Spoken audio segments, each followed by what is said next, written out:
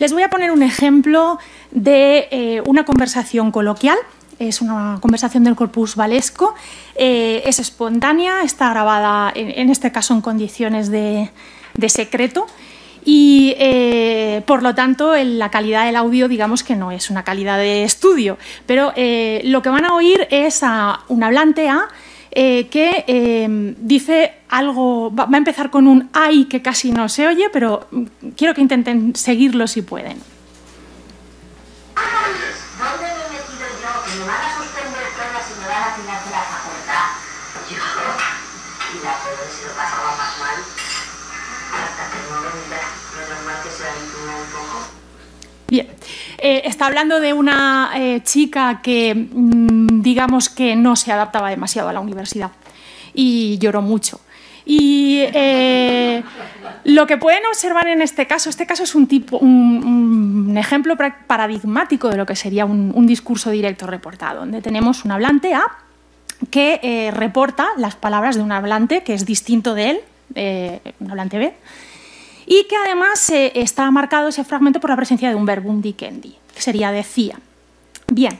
Junto con esa marca explícita que es el verbum dicendi aparece una prosodia marcada, que me imagino, como hemos estado hablando esta mañana, que además está presente en casi todas las variedades del español. Es una prosodia cuya representación es una captura de Prat, pueden ustedes ver en la pantalla.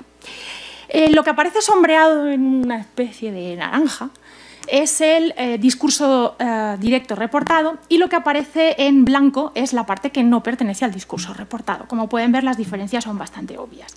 Si he trazado una línea intermitente roja que marcaría más o menos la media del discurso no reportado y si la extendemos hasta la parte del discurso reportado se puede ver que por un lado el pitch es más elevado y por otro la curva melódica está bastante más modulada en la primera parte que en la segunda, que es un poco, tiende a ser bastante más plana, por decirlo así. Bien, esa entonación que percibimos como marcada es distinta en el fragmento del discurso reportado que en el fragmento en el que el hablante hace un discurso que no es directo reportado. Pero además también es diferente del resto de los fragmentos pronunciados por la hablante A lo largo de su conversación en los que no hay fragmento de discurso reportado. Es decir, no es algo local, sino que se da a lo largo de todas las intervenciones. Esta configuración prosódica especial es algo, además, bastante evidente para todos los hablantes y ha llevado a muchos estudiosos del español, a estudios clásicos sobre discurso reportado, a hablar de que el discurso directo reportado, al que me voy a referir como DDR, tiene su propia prosodia diferencial. Eso lo vemos en Concepción, Maldonado, Reyes, etc. Lo que ocurre es que esa configuración prosódica del discurso directo reportado suele relacionarse con cosas como el stance, la expresión de las emociones, la imitación, el afecto, etc. Eso lo vemos en muchísima bibliografía. Esto, además, es interesante porque esa prosodia particular está ausente del discurso indirecto reportado, no aparece en ella, con todas las precauciones que hay que tomar porque, como dice Hassler, y esto es cierto, tenemos muchos casos que son mixtos, híbridos, es decir, ejemplos que empiezan con forma de indirecto y que acaban siendo directo. No vamos a entrar en estos ejemplos, pero sí que les puedo adelantar que la razón por la que sabemos que acaban siendo directos es precisamente por la prosodia, por la concurrencia de la prosodia.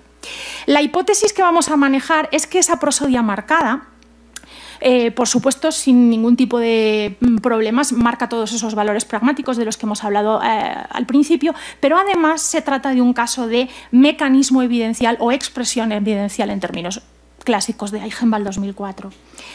Para hacerlo, para tratar de demostrar que esto podría ser así, vamos a partir de dos ideas fundamentales. Vamos a dividir la comunicación en dos partes. En el primero vamos a realizar un análisis preliminar de la prosodia del DDR en varios contextos.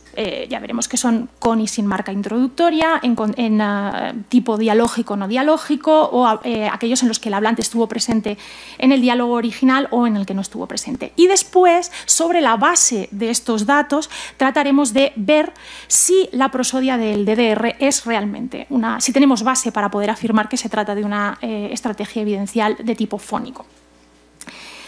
Pasamos, por lo tanto, a esa primera cuestión, al análisis preliminar de la prosodia en varios contextos del español, en este caso, como han visto, español coloquial, de la variedad española europea y, además, dado que es corpus valesco, de la ciudad de Valencia. Para poder responder a esa pregunta o para poder hacer ese análisis necesitamos resolver previamente dos cuestiones. ¿Qué es prosodia marcada y qué casuística encontramos en español coloquial? ¿Qué entendemos por prosodia marcada? Muy fácil. Nos basamos en Klevitz y Cooper-Cullen, que es uno de los estudios más completos que se ha hecho sobre la descripción de la configuración prosódica del discurso reportado, en este caso para el inglés. Y lo que nos dicen es que se entiende por prosodia marcada una prosodia que contrasta máximamente con los entornos. Es decir, que la podemos distinguir muy fácilmente de aquello que lo rodea. ¿Cómo lo podemos distinguir? Podemos utilizar diversos mecanismos para hacerla distinta. Podemos utilizar, por ejemplo, una mayor modulación de la curva melódica, podemos utilizar una mayor altura o menor altura del pitch, podemos también aumentar o disminuir la intensidad, aumentar o disminuir el ritmo y también, por ejemplo, cambiar de calidad vocal, es decir, utilizar una creaky voice o una whispered voice. Y en todos esos casos lo que hago es precisamente distinguirla máximamente de sus entornos. Es importante decir que, además, esa prosodia marcada no se mantiene durante todo el fragmento, especialmente si el fragmento es largo, porque no es económico que estemos todo el rato fingiendo esa voz. Es decir, cuando el discurso que reportamos tiene una cierta extensión, nos cansamos de hacer el tonto vocalmente hablando. Y lo que hacemos es, como pueden ver aquí, de hecho, si ven, la hablante carga todas las tintas de sus mecanismos fónicos al principio, y a medida que nos vamos acercando a la parte que es el discurso no referido, ya la prosodia se va acercando progresivamente a la del discurso normal. Es decir, que la prosodia muchas veces, cuando el fragmento largo actúa como frontera, como lo que Klevitz y Cooper-Cullen dice que son las comillas de la prosodia, es decir, se sitúan típicamente al principio, pero también al final, allí donde situaríamos las comillas en un texto escrito, donde vamos a marcar que hay cita. Vamos a ver ahora la casuística en español coloquial. Bien, como hemos dicho, este era un ejemplo más o menos prototípico de discurso directo reportado. ¿Qué tenemos aquí? Pues características como que existe un verbo introductorio, que típicamente es un verbum dicendi, que hay un hablante que cita un enunciado de un hablante y que ese hablante que cita no es el propio hablante. No es que, me ha gustado mucho la palabra, la desconocía, no es el exlocutor. Así que eso es lo típico del discurso directo reportado. ¿Pero qué nos encontramos en español coloquial? Como decía la doctora Cuenca esta mañana, que en ocasiones la gente no suele bajar a los textos sucios.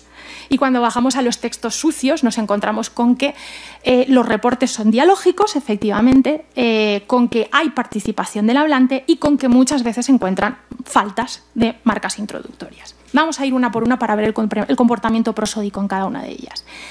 1 de cada 3 ejemplos en español coloquial corresponde con un DDR dialógico. Es decir, es muy frecuente en conversación un tipo como 2, donde tenemos una hablante A que dice, bueno, pero a papá, ¿qué le ha dicho este señor? Están hablando de una conversación, van a referir una conversación entre un técnico y el papá de la hablante C. A papá le ha dicho que sí, pero es que le ha dicho, ¿van a estar esta mañana en casa? Y el papá le ha dicho sí. Dice, porque en el sexto no hay nadie, pero en el séptimo me parece que sí que hay gente. Bueno, pero esta lo dice la madre, ¿no? Perdón por la estridencia. Como pueden ver, aquí también tenemos un fragmento reportado, pero lo que tenemos son 2 voces recuperadas. Una es la del técnico y la otra es la del papá. Sin embargo, aquí la prosodia lo que hace, digamos que lo que hace es que reproduce un diálogo que idealmente en su versión original tuvo que ser parecido a este. Van a estar mañana en casa, perdón, me falta el signo de apertura. Sí. Porque en el sexto no hay nadie, pero en el séptimo me parece que sí que hay gente. Lo que hace aquí es que vemos unos verbos introductores y lo que vemos son 2 voces. Una, la del técnico, y otra, la del padre. Y prosódicamente, a pesar de que hemos dicho que el discurso directo reportado tiene una prosodia marcada, en este caso solo parcialmente está marcado, porque solo una de las voces presenta marca prosódica, que es la voz del técnico. La voz del papá no lo tiene. La voz del papá, si la han oído, dice, ¿van a estar esta mañana en casa? Y el papá le ha dicho sí. Es decir, la ha mantenido prácticamente en la misma línea que el resto de su intervención. Pasamos a esto. Hemos visto que hay dialógicos. Dentro de los dialógicos, a menudo el hablante reproduce una conversación en la que él mismo participó en el pasado. Y esto ocurre en el 75% de los casos de diálogo. Es decir, nosotros ¿de qué hablamos con la gente? De conversaciones que nosotros tuvimos ayer. Y me dijo qué tal. Y yo le contesté qué tal. Es 3 de cada 4 ejemplos. Donde tenemos casos como este. Me dice, oye, ¿has visto a Fran? Y digo, yo no. Y me dice, uy, pues si yo lo he visto pasar por aquí, que se ve que ha ido con la moto a casa de Verónica a decirle algo a Migue. Y aquí lo que tenemos es una introducción de una voz que es la del yo. En este caso, de nuevo, también hay una prosodia marcada, pero que está solo del lado de la otra persona que no soy el yo. Tercer caso extraño. Dentro de los DDR dialógicos, a menudo el hablante reproduce el discurso sin acudir a marcas introductorias, que es lo que Concepción Maldonado denomina discurso directo libre, del tipo, así como diciendo que te está mirando, ¿no? Y se gira y yo, adiós, ale, adiós, y ya, tía, y yo de verdad, no, pero tía, jolín. Entonces, aquí lo que tenemos es una persona que reproduce este diálogo. Yo le dije adiós y el otro me contesta, ale, adiós, y ya. Y obviamente ella esperaba que le contestara algo más que ale, adiós, algún propósito oscuro. Lo que tenemos es que esa segunda parte aparece sin marca introductoria.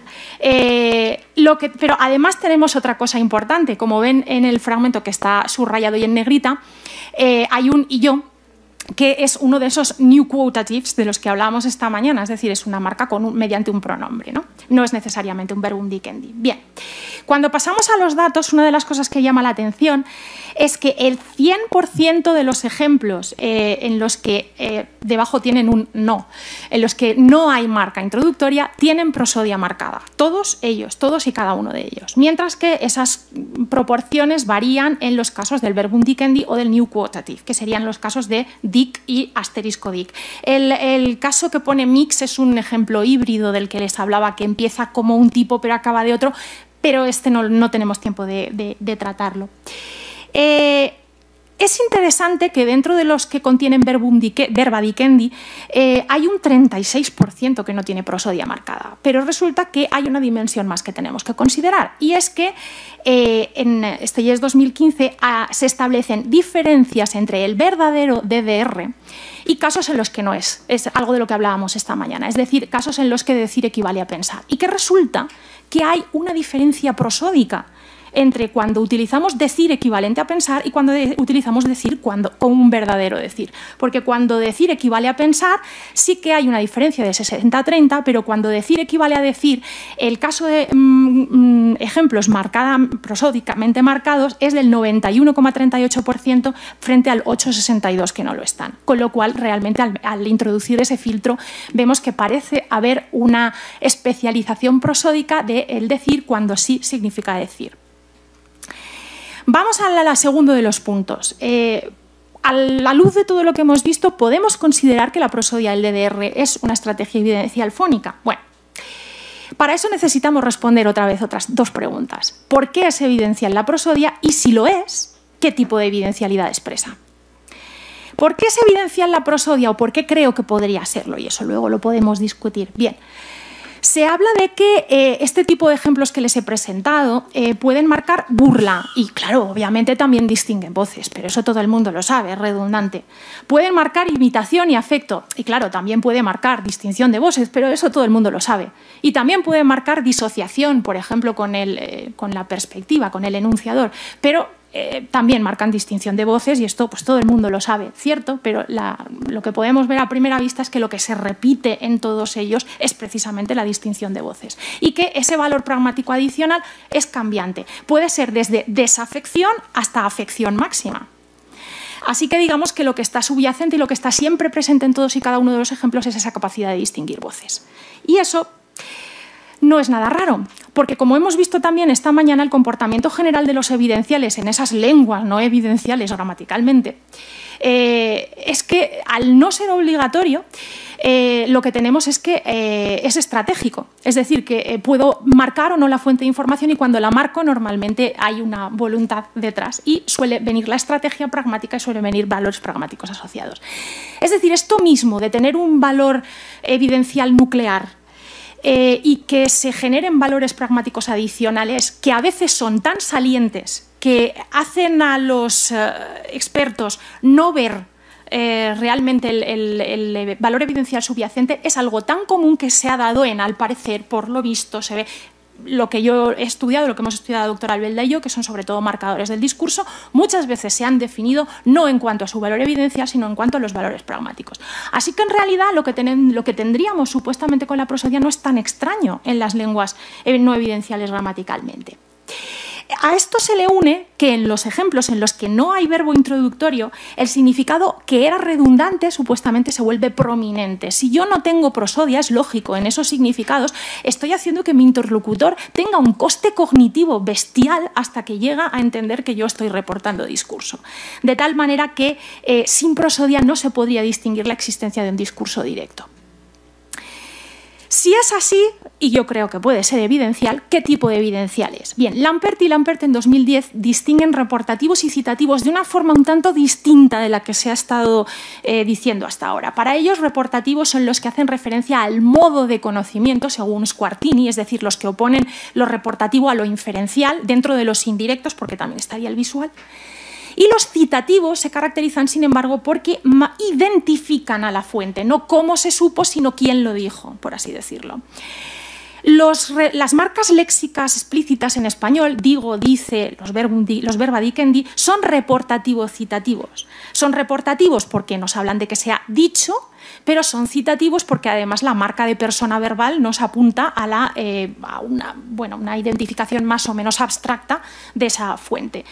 Esos new quotatives que se pueden hacer con y yo, y en español se puede decir y coge, y ella, y suelta, etc., son también citativos claramente, ya que hay una persona, incluso hay algún pronombre explícito, pero también puede verse un significado reportativo convencionalizado, porque en ese tipo de construcciones nadie se imaginaría que soltar significa soltar, se entendería fácilmente como una marca de verbum dicendi.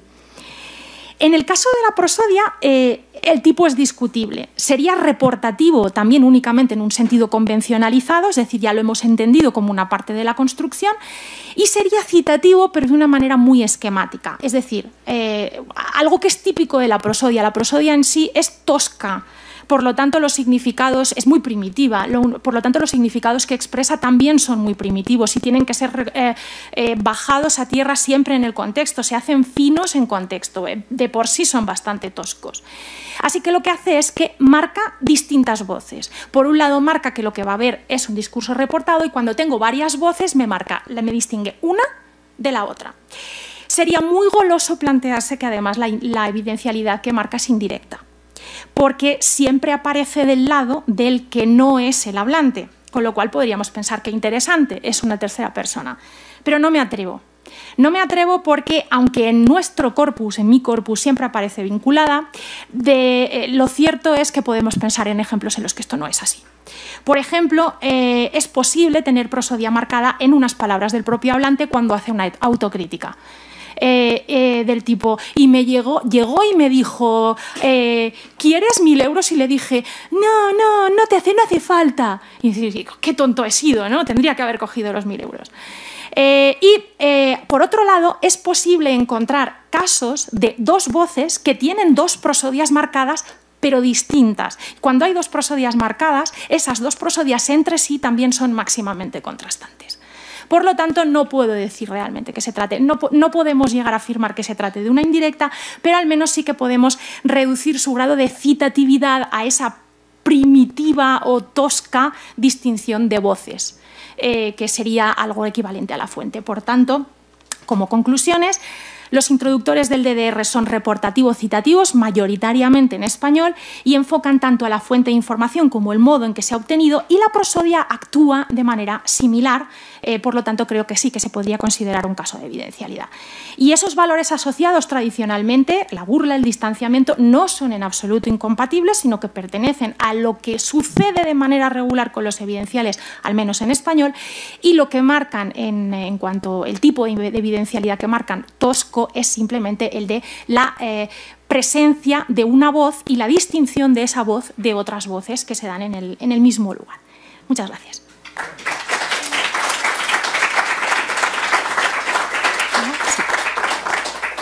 Gracias. Tenemos 10 minutos para preguntas, por favor.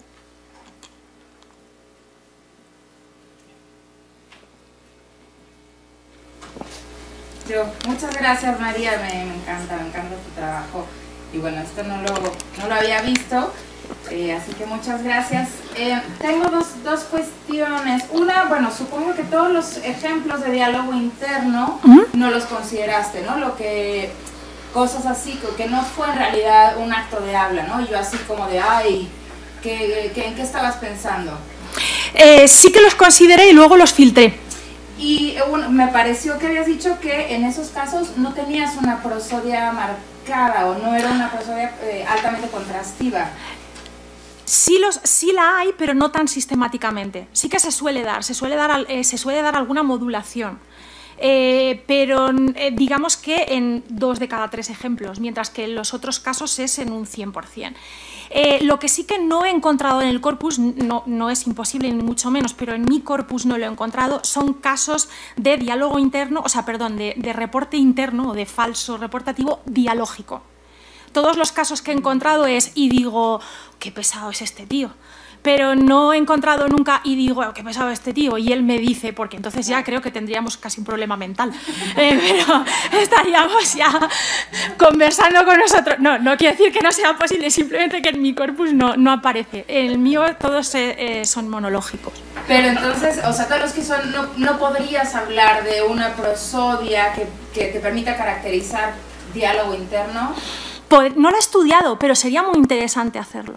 Desde luego ya hay una marca que nos dice que no se comportan igual prosódicamente, y eso me parece muy interesante, pero ahora ya sabiendo, o sea, creo que tenemos que entrar en parámetros que son un poco más complejos que simplemente marcado o no marcado, sino que ya tendríamos que entrar en contorno, en ver si hay patrones melódicos distintos, etcétera, y eso sí que no lo he estudiado con esa finura, pero estoy completamente de acuerdo contigo. Si lo pudiéramos encontrar sería maravilloso, porque además desde el punto de vista cognitivo sería...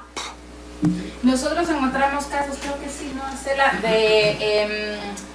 Vamos, porque una de las hipótesis es que el Vikendi no tendría por qué marcar diálogo interno, ¿no? O sea, en la mayoría de los casos Vikendi es reportado, pero... por ejemplo, la mayoría de los casos de así, muchos son diálogo interno, pero también hay reportado. Pero también encontramos casos de Vikendi que no es necesariamente diálogo reportado, como estas situaciones en las que podría ser un diálogo que pudo haber ocurrido en una situación. No sé si Estela, ¿te acuerdas de algún ejemplo de estos del hospital? Me acuerdo en contextos genéricos, no específicos, pero es como cuando llegas al hospital y el doctor te pregunta que sí, no sé cuántos, y tú le contestas, o tú no te acuerdas exactamente de si te tomaste la medicina o no, pues no estaba reportando los técnicos, sino tratando de representar una situación. Pero en una situación genérica, o sea, discurso directo, y el doctor te pregunta, ¿te tomaste la medicina? Pero es como que cada vez que vas al hospital, y no sé, me pregunto si otro tipo de distinciones, vamos, sé que es como... Esos los consideré como verdadero discurso. Los que sí que separé son claramente decir igual a pensar. Eso sí que los consideré verdadero discurso, y a lo mejor es interesante porque todavía tengo un piquito, y a lo mejor si le paso ese filtro ya me queda perfecto. igual lo puedo considerar. No había pensado separarlos, pero me parece muy bien. Es uno de los problemas que hemos tenido, ¿no? Como la categorización en función del contenido de la cita, entre lo reales y reales. Sí. Diálogo interno o monólogo interno versus otro, pero seguramente la prosodia puede dar muchísima luz sobre...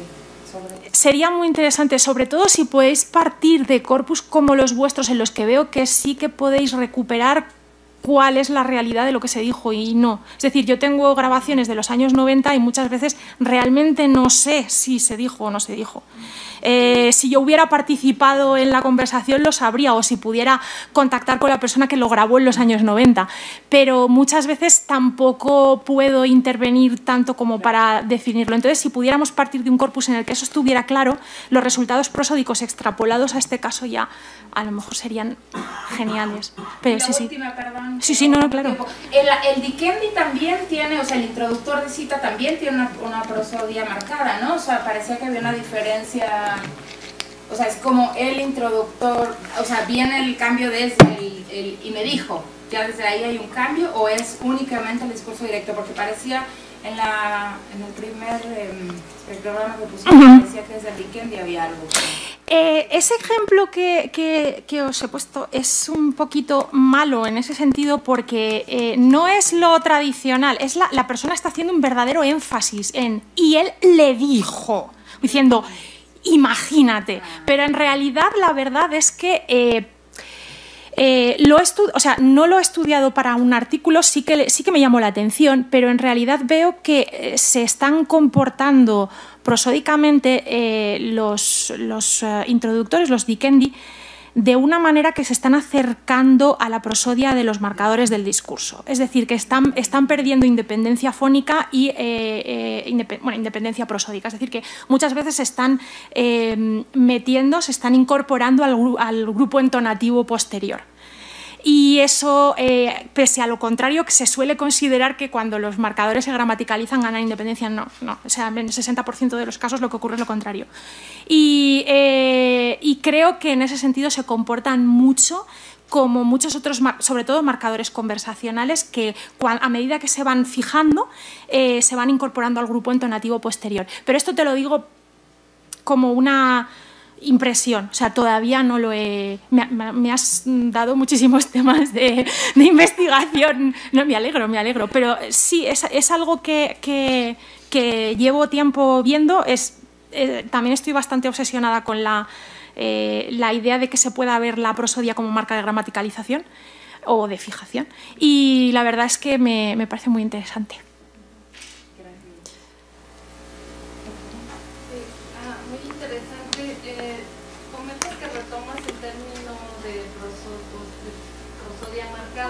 Pero todos los ejemplos que nos muestran, lo que se ve es la curva melódica. No valdría la pena tal vez cambiar el término y decir que lo que se ve ahí es un cambio en la entonación, porque no has encontrado los otros recursos que mencionas, sí, como Creaky Voice. Sí los he encontrado, sí. Sí, lo que cierto es que mayoritariamente, y esto también lo dice Cooper Cullen, se trata casi siempre de curva melódica que puede ser modulación o altura, pero por ejemplo la intensidad es muy importante, la calidad tonal también, la calidad vocal también, pero sí que tengo menos al menos en español tengo menos ejemplos. Parece ser que en inglés es un recurso bastante más frecuente que en español, el cambio de calidad vocal. Pero, por ejemplo, sí que tengo muchos cambios de intensidad. También hay que tener en cuenta que la intensidad va de la mano de la baja frecuencia. O sea, el bajo pitch produce una baja intensidad. Y muy importante, y no lo he mencionado, Cabedo 2007 sí que lo hace, es la pausa. Entonces, determinados usos de la pausa también, por ejemplo, lo marcan. Pero simplemente... o sea, ahí no, en este trabajo no me metí a describir cómo se utilizan los recursos, sino simplemente a marcar cuáles sí contrastan. Por ejemplo, no todos... También que es máximamente contrastante es un poco cualitativo, si quieren, ¿no? Y en el caso, además de la curva melódica o de los reajustes tonales, sí que me gustan porque sí que tenemos un parámetro objetivo, que es el de Ana María Fernández Planas, que te dice que cuando realmente es perceptible y es notable es a partir de 1,5 semitonos, de una diferencia de 1,5 semitonos. Entonces ahí ya tienes una medida para poder decir cuándo realmente crees que se ha producido un cambio significativo en el tono con respecto a los entornos. Y por eso también me he sentido más cómoda poniendo esos ejemplos. Pero sí he encontrado muchos menos, pero sí que he encontrado.